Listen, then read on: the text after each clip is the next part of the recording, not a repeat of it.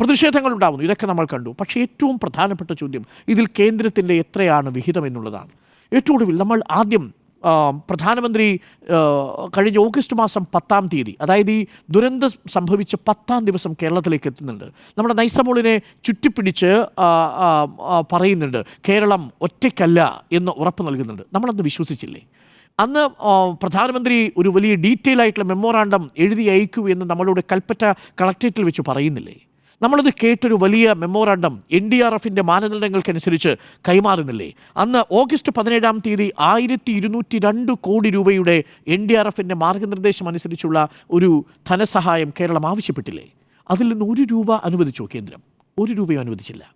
പിന്നീട് അപ്പോൾ കേന്ദ്രം പറഞ്ഞു നിങ്ങൾ നിശ്ചിത മാനദണ്ഡ പ്രകാരമല്ല അത് അനുവദിച്ചിരിക്കുന്നത്. കാരണം ഓഗസ്റ്റ് മാസം 14-ാം തീയതി recovery and reconstruction gate line നിലവിൽ വരുന്നുണ്ട്. ഈ recovery and reconstruction gate line പ്രകാരം നിശ്ചിത ഫോർമാറ്റിൽ നിങ്ങൾ അപേക്ഷിക്കണം. എന്ന് പറഞ്ഞാൽ post disaster need assessment PDNA മാതൃകയിലാണ് നിങ്ങൾ അപ്ലൈ ചെയ്യേണ്ടത്. രാജ്യത്ത് ഇന്നേ വരെ അങ്ങനെ ഒരു ഗേറ്റ് ലൈൻ വന്നിട്ടില്ല. ആ ഗേറ്റ് ലൈൻ വരുന്നത് ഈ ദുരന്തമുണ്ടായി 1.5 മാസത്തിന് ശേഷമാണെന്ന് ഓർമ്മിക്കണം. ആ ഗേറ്റ് ലൈൻ്റെ അടിസ്ഥാനത്തിൽ 3 മാസത്തിനുള്ളിൽ നവംബർ മാസം 13-ാം തീയതി ഈ 2221 കോടി രൂപ വയനാടിനും 98 കോടി രൂപ വിലങ്ങാടിനുമായിട്ട് കേരളം ആവശ്യപ്പെട്ടില്ലേ? അതിൽ നിന്ന് 1 രൂപ നിശ്ചിത മാനദണ്ഡ പ്രകാരം നമ്മൾ കൊടുത്ത അപേക്ഷയിൽ കേന്ദ്ര സർക്കാർ അനുവദിച്ചോ? ഒന്നും അനുവദിച്ചില്ല.